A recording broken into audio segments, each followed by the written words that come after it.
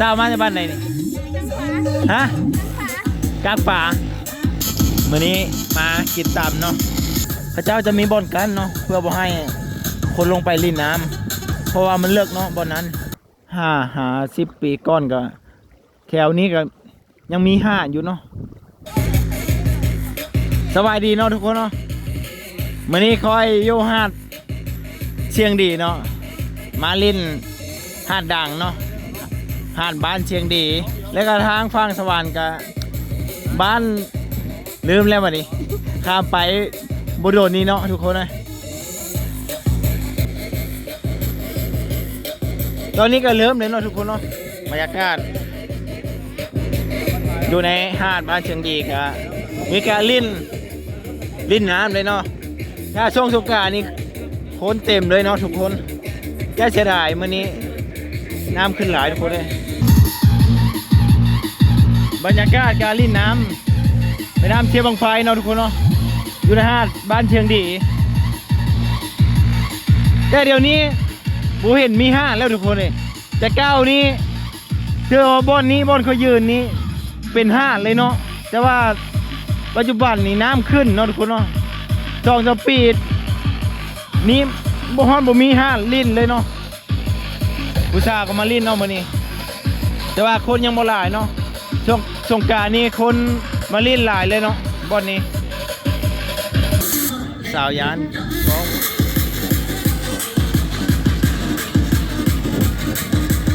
เมื่อแล้วสาวมาจากบ้านไหนนี่ฮะกลางป่าสาวฟังสวรรค์เนาะทุกคนเนาะสาวมาแต่บ้านกลางป่ากลับแล้ววันนี้กลับไว้เกินเนาะไม่ได้สัมภาษณ์สาวเลย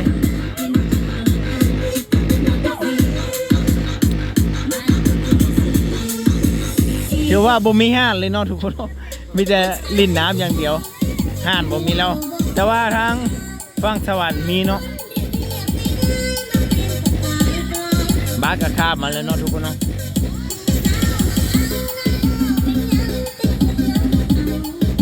กลับไว้เด้อสาว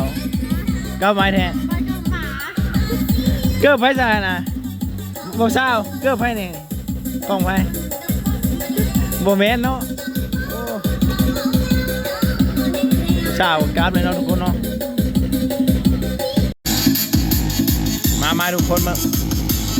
มื้อนี้มากินตำเนาะเบาสอนชวนมาวันนี้เบาสอนนอนทัวร์เนาะยูทูบเบอร์ชื่อดังเลยนะไปเข้ามายก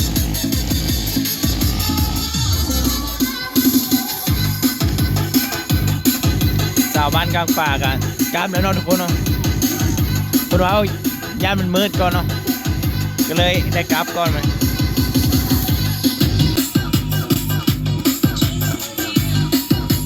ผู้คนก็ทยอยกราฟแล้วเนาะทุกคนเนาะช่วงนี้ก็เป็นตอนแรงแล้วเนาะมาช้าเนาะทุกคนมาฮอดก็5 โมงแล้วรูปจะได้ทูบกันเบื้องมีคนเลยเนาะบางทีก็เมื่อแล้วคนอยู่น้ำเชียงบางไฟบนบ้านเชียงดีนี่ก็พระเจ้าจะมีบ่อนกันเนาะเพื่อบ่ให้คนลงไปลิ่นน้ำเพราะว่ามันเลิกเนาะบ่อนนั้น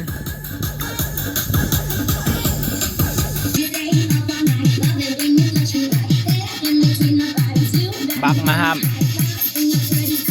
ผู้คนข้ามแม่น้ำเชียงบางไฟเนาะทุกคนเนาะ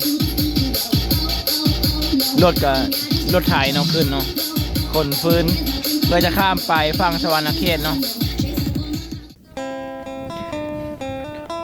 ทางพี่เพิ่นการบ่ให้คนลงไปลิ่นเนาะทุกคนเนาะเฮ้ยโอ้เพราะว่า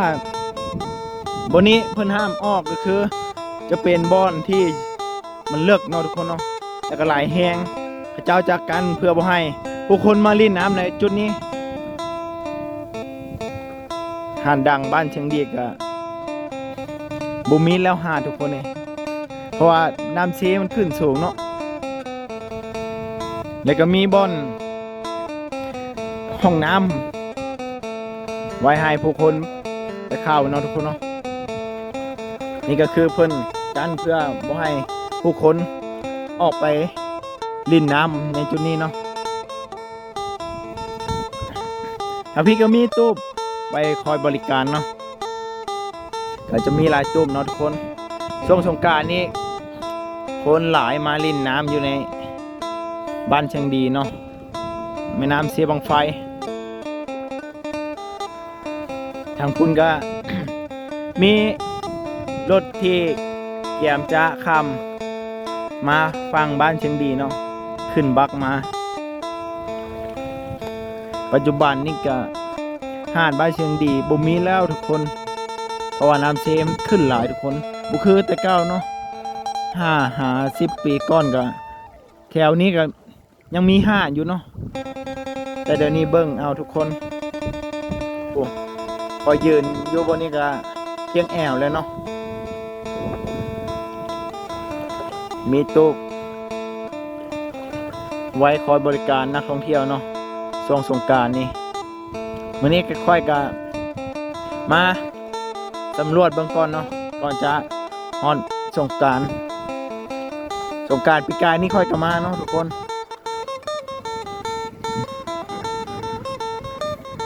รถวีโก้ตอนนี้ก็กำลังขึ้นบักเพื่อข้ามไปฟังแขวงสวรรณเขตเนาะ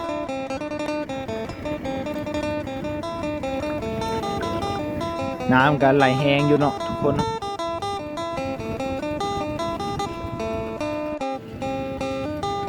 ทั้งฝั่งพุ่นฮอดสงกรานต์นี้ปีกายนี้เพิ่นมีวงดนตรีมันลงอยู่ในนี้เนาะทุกคนเนาะหาดทรายนี่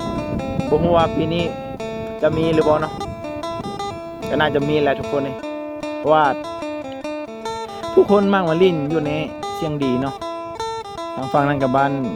แกงโพสีเนาะทุกคนเนาะเอาเนาะทุกคนวันนี้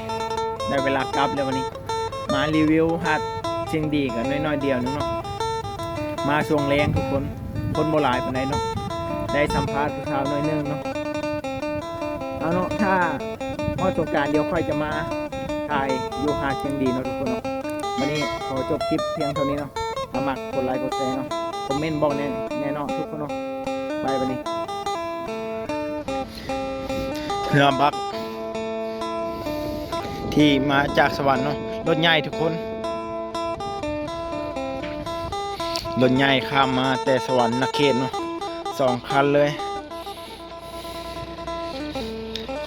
ตอนนี้เพื่อนก็เก็บตู้กลับเนาะทุกคนเนาะเจ้าของตู้อยู่บ้านเชียงดีรีวิวก่อนกลับเนาะ